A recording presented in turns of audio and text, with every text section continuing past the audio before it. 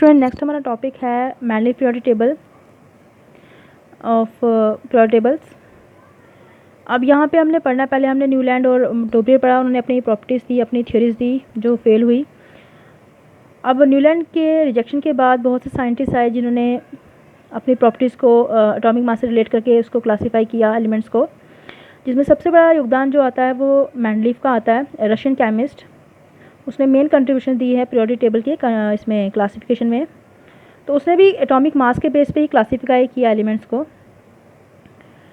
जब उसने स्टार्ट किया वर्क तो 63 एलिमेंट नोन थे। अब उसने क्या किया, उसने भी एटॉमिक मास के बेस पे उसकी फिजिकल केमिकल प्रॉपर्टीज़ को अरेंज किया। अब उसने इसका नया एक चीज़ अलग से इसने सिस्टम निकाला कि उसने बोला कि हर एक एलिमेंट को मैं ऑक्सीजन और हाइड्रोजन के साथ क्या करवाऊँगा, रिएक्ट करवाऊँगा, और जो कंपाउंड बनाएगा उसको वो एक स्लिट में रख के, एक पेज में लिख के उसका फॉर्मूला अलग कर देगा। तो उसने देखा कि जो सेम ग्रुप के एलिमेंट्स थे वो सेम बना रहे थे और डिफरेंट ग्रुप के एलिमेंट्स डिफरेंट बना रहे थे। तो उसने उन सबको उस तरीके से अरेंज कर दिया, क्योंकि हाइड्रोजन और ऑक्सीजन जो होते हैं वो रिएक्टिव एलिमेंट्स होते हैं।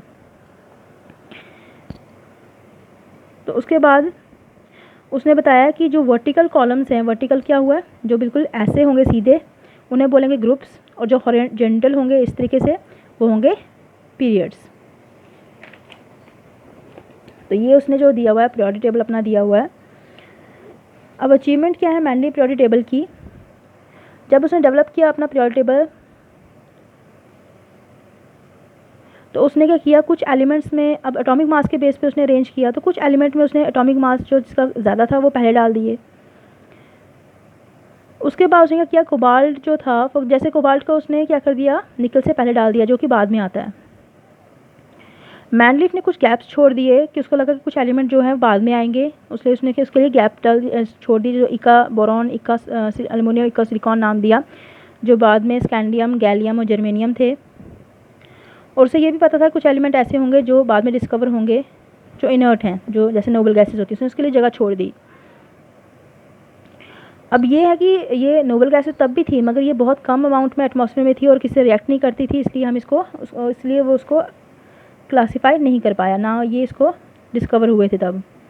अब लिमिटेशन क्या है मैनलीफ पीरियोडिक टेबल की, कि सबसे पहले तो वो हाइड्रोजन जो है उसकी पोजीशन नहीं बता पाया कि हाइड्रोजन की जो प्रॉपर्टीज़ हैं वो फर्स्ट ग्रुप से भी मिलती हैं, 17 ग्रुप से भी मिलती हैं।